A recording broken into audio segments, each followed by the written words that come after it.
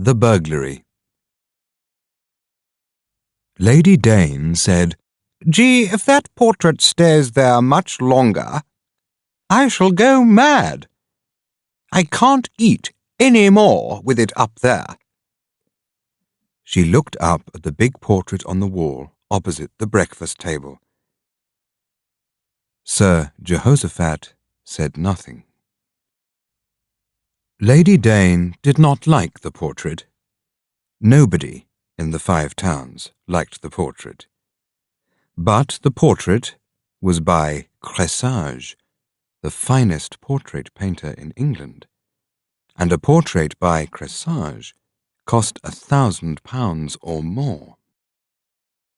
Sir Jehoshaphat Dane was perhaps the cleverest and most successful businessman in the 5 Towns. His business, called Dane Brothers, had one of the biggest pottery factories in England, and their cups and plates went all over the world. Sir Jehoshaphat was rich because he sold his pottery very cheaply and paid his workers very little. But Sir Jee liked to be important, so he used some of his money to pay for schools and hospitals for the people of the 5 Towns. The people of the 5 Towns often laughed at Sir Jee, but they also wanted to say thank you for the schools and hospitals. They decided to give him a portrait for a present. So Cressage painted the portrait, and many people in London thought it was very good. "A wonderfully clever portrait of a successful businessman from a small town. A little man who has made a lot of money, and who thinks he is very important," said one newspaper. It was not a kind portrait, and many of the people of the 5 Towns laughed when they saw it. But Sir Jehoshaphat had to take his present, and to say thank you for it. Now it was on his wall in his home, Sneyd Castle, and after 16 months, Lady Dane was tired of looking at it. "Don't be stupid, wife," said Sir Jee. "I'm not taking that portrait down, or selling it. Not even for £10,000. I want to keep it." But that wasn't true. Sir Jee hated the portrait more than his wife did, and he was thinking of a secret plan to get rid of it. "Are you going into town this morning?" asked his wife. "Yes," he answered. "I'm in court today." He was one of the town magistrates. While he travelled into town, he thought about his plan for the portrait.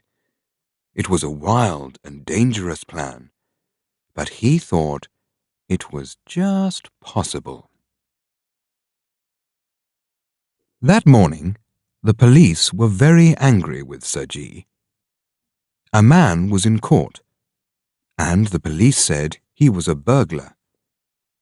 They wanted him to go to prison for 5 years or more, but Sir Jee did not agree. He said there was no proof that William Smith was a burglar. The other magistrate was very surprised at this, and the police were very cross. But William Smith left the court a free man. Before he left, Sir Jee asked to see him in his office. "Smith," said Sir Jee, looking at him carefully, "you were a lucky man this morning, you know." Smith was a small, thin man with untidy hair and dirty clothes. "Yes, I was lucky," he answered. "And what do you want from me?" "I hope I can help you," said Sir Jee. I don't know if I want help. But I never say no to money. Sit down, said Sir Jee. William Smith sat down at Sir Jee's desk. Well, he asked. I want you to steal something from my house, but it won't be a crime. what? Smith was very surprised. In my house, Sneyd Castle, there is a portrait of myself. I want someone to steal it. Steal it? Yes. How much will you pay me for doing it? Pay you? Said Sir Jee. It's a crissage. You'll get £2,000 for it in America. And Sir Jee told Smith the story of the portrait and why he wanted to get rid of it. Smith thought for a minute and then said, All right, I'll do it. Just to help you. When can you do it? Tonight? No, said Smith. I'm busy tonight. Well, tomorrow night? I'm busy tomorrow, too. You're a busy man, said Sir Jee. Well, business is business, you know, said Smith. I can do it the day after tomorrow. But that's Christmas Eve. Well, it's either that or Christmas Day. I'm busy again after that. Not in the Five Towns, I hope, said Sir Jee. No, there's nothing left in the Five Towns. So they agreed on Christmas Eve. Now, said Sir Jee, I'll describe the rooms in Sneyd Castle to you. Then you'll know where... William Smith looked at him and laughed loudly. Describe the rooms to me? Do you think I'm stupid? I'm a businessman. I know Sneyd Castle better than you do.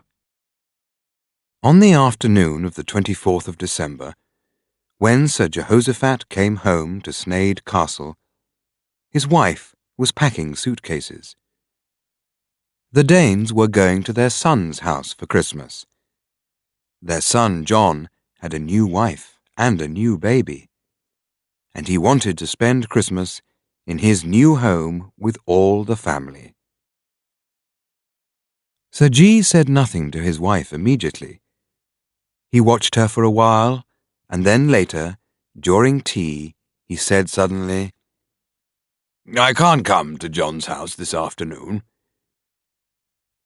"Oh, Jee," she cried, "you are difficult. Why didn't you tell me before?" He didn't answer the question. I'll come over tomorrow morning, perhaps in time for church. "There's no food in the house, and the servants are all going away on holiday. There's nobody to cook for you. I'll stay with you if you like." No, I'll be all right. Lady Dane went to her sons, leaving some cold food for Sir Jee. Sir Jee had a cold, silent meal in front of his portrait. He was alone in the castle, and that was a good thing, he decided. There were no servants to wake up and hear William Smith at work. Sir Jee was a little afraid. Perhaps it was dangerous to bring a burglar into the house. He looked again at the portrait in its big gold frame. Will he take the frame? He asked himself. I hope he doesn't. It's very heavy. I don't think one man could carry that. But perhaps Smith had someone to help him. Goodbye, he said to his portrait, opened one of the windows for William Smith, and went to bed. He did not sleep. He listened. At about 2 o'clock, there were a few noises. They stopped, then started again. Smith was at work. Sir Jee got out of bed quietly, went to the window, and looked out carefully. 2 men were carrying something large and square across the garden. So, Smith had a friend, and he was taking the portrait and the frame. Sir Jee went back to bed. He slept for a few hours and then went downstairs. The portrait was on the floor with some writing across it in big white letters. This is no good to me. It was the big gold frame that was missing. And that wasn't all. Plates, knives, forks, spoons, cups, everything made of silver was also missing. There was not a single silver spoon left in the castle.